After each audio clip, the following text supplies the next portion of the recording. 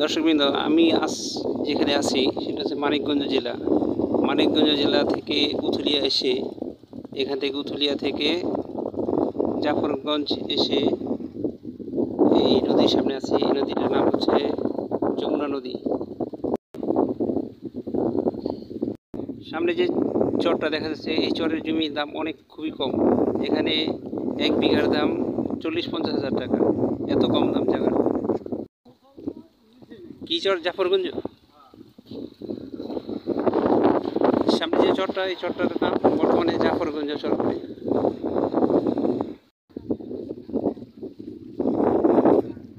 ভাই, এখানে যে গ্রামটা, এই গ্রামের নাম কি? এই গ্রামের নাম কি? দুগুলিয়া। ও, আর এই চরটার নাম? না না, এই সামনে যে চরটার নাম? ও আচ্ছা, নদী ভাঙছে।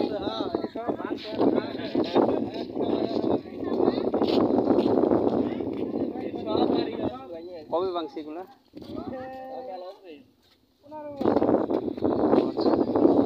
আবার চর পড়ছে কত বছর চর পড়ছে? আবার এই যেগুলো সব শুকায় যাবো এই মাস 2-3 দিন। ও, শুকায় গেলে নালাটা একটু পানি পানি থাকবো, আবার বর্ষাকালে সব সমান হবো। আর প্রতি বছরে কি এখানে এরকম কি হয়, মানে পানি বাড়লে পরে বর্ষাকাল, আর এই যে যত পানি বাড়বো তত এই চর করে খালি উৎসাহ চর হবো। যত পানি বাড়ে তত ভালো পরে। ও আচ্ছা,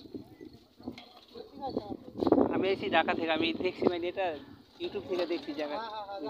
হ্যাঁ হ্যাঁ, মানে এখানে জায়গার দাম অনেক কম, এটা দেখছি।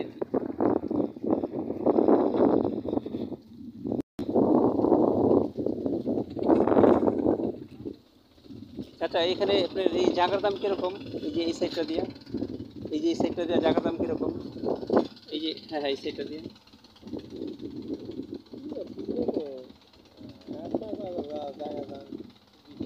শতাংশ কিরকম? 70,000 আছে, 50,000 আছে। 50,000-এর মধ্যে জায়গা নেওয়া যাবে? আপনার জানা নাই? আমার বাড়ি ঢাকা, আমি জায়গা নিব, এই কারণে এখানে আসছি। ঢাকা আপনার ওই তোলাই খালেন। আমি ইউটিউব থেকে এই জায়গার পাইছি, এই ইউটিউব থেকে মানে এই জায়গার সন্ধান পাইছি, দাম এখানে নাকি জায়গার দাম অনেক কম। ইউটিউবে ভিডিও ছাড়ে না, তো ভিডিও দেখি। এখন মানে এখানে তো জানলাম যে চরে নাকি জায়গার দাম অনেক কম। এটাই তো, জায়গার তো এখানে নিশ্চয়তা কম, এই কারণে জায়গার দাম কম। হ্যাঁ, 1 বছর থাকে, আবার 1 বছর চলে যায়। এই যেগুলো দেখতেছেন না, এই নদী, এতে এরকম বাড়ি ঘর ছিল। ও আচ্ছা, নদীতে ভেঙে আমার চর হয়ে গেছে বা নদী গেছে। আপনার দেখতেছেন না, ওই যে গ্রামটা, হ্যাঁ হ্যাঁ, তার মধ্যে এই নদী চর। আসলে দেশের বাড়ি কেন? দেশের বাড়ি আমার ঢাকাই। ঢাকা তো তার ঢাকার দোলাই খাল, মানে আমরা দোলাই খালে আর কি অধিবাসী। আর থাকা আমাদের এই দেশে না, আমি তো এই জায়গায় চরে নিব না।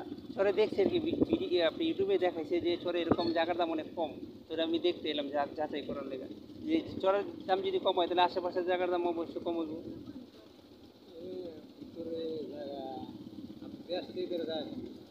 হ্যাঁ, কত যায় নিব আপনার ওই 50,000, 60,000 যদি হয় তাহলে 4-5 কাঠা জায়গা নেব।